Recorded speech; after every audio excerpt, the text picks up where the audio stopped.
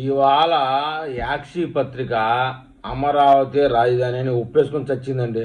విషయం ఏంటంటే నిన్న అమరావతిలో గూండాయుధం చేసిన వైఎస్ఆర్సీపీ పార్టీ ఇవాళ యాక్షి పత్రికలో రాజధానిలో గూండారాజు అని టైటిల్ పెట్టేశారండి. అంటే రాజధాని అమరావతిని ఒప్పేసుకొని చచ్చారు వీళ్ళు. మొత్తానికి వైఎస్ఆర్సీపీ నేతలపై రాళ్ళు కోడిగుడ్లతో దాడి జరిగిందండి. వేల రూపాయలు ఖర్చు పెట్టారండి అమరావతి వాదులు. అదొక్కటే బాధ. గుడ్లతో కాకుండా పేడతోనో పిడకలతోనో. మనకి అమరావతిలో పిడకలు పేడ ఏమి కరువు లేదు కదండి. ఆ విధంగా చేసింటే బాగుండేదని ఏపీ ప్రజలు కోరుకుంటా ఉన్నారు. మరి అయితే వైఎస్ఆర్సీపీ లెక్క ప్రకారం ఉండవల్లిలో పక్కా స్కెచ్ అంట. ఈయన కొడుకులను కొట్టడానికి వారాల తరబడి స్కెచ్ చేయాలంట, కోడిగుడ్లతో కొట్టడానికి.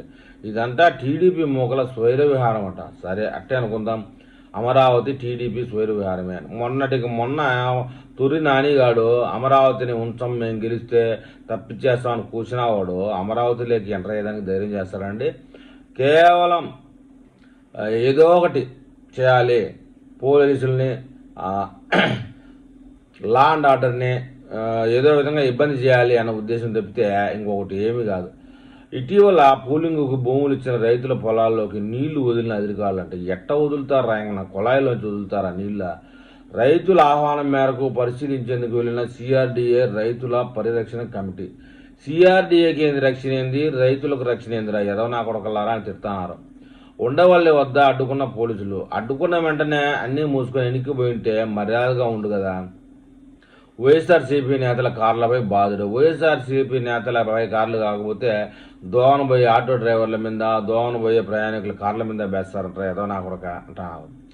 లోకేష్ డైరెక్షన్ మేరకు ఆయన పిఏ నేతృత్వంలో అరాచకం. ఆయనకి ఆయన పిఏకి ఏమాత్రం గ్యాప్ లేదురా ఆయన ఇట్లాంటి తుచ్చా విషయాలు ఆలోచించడానికి.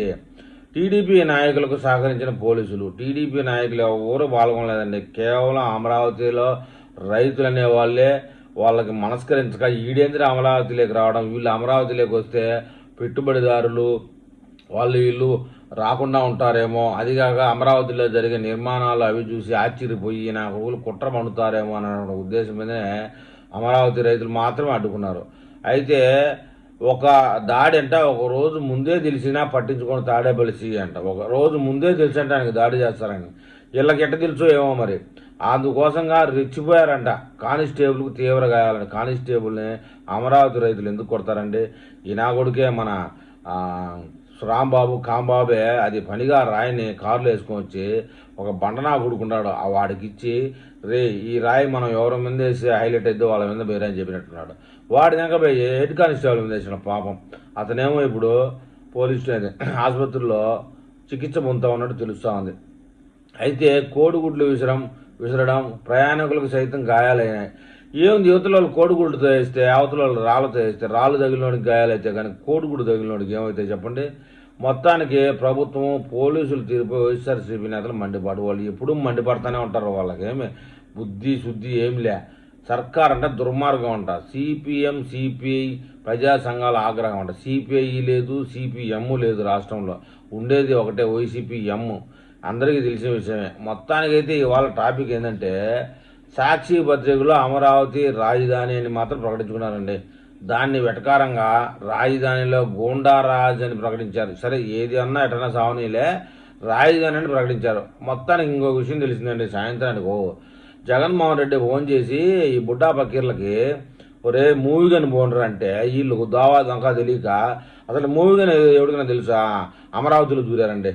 అమరావతిలో దూరడం వల్లనే ఇదంతే. మళ్ళీ ఫోన్ చేసి సాయంత్రం జగన్మోహన్ రెడ్డి ఒక పిచ్చనా కొడగలరా, నేను బొమ్మనది మిమ్మల్ని మూవీ గన్ను మచిలీపట్నం పక్కన అవి డాబాలు అవి ఉంటాయి అట్ట పోయి కాలబడి సావండ్రు అంటే మీరు అమరావతిలో దూరారు అనుభవించండి అని చెప్పి ఫోన్లో తిట్టాడంట.